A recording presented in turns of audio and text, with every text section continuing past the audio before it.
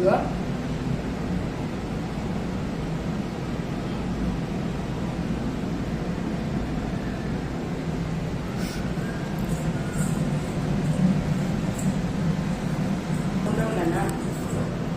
చెవులు, కళ్ళు, కాళ్ళు, ముందరి కాళ్ళు, రెండే కాళ్ళు ముందరికి రావాలి కదా, ముందరికి మూతి కాడికి రావాలి కదా. ఈ చేతులు చేతులు వెనక కాళ్ళు, ముందరి చేతులు ఉంగరాలు పట్టుకుంటే చూడు.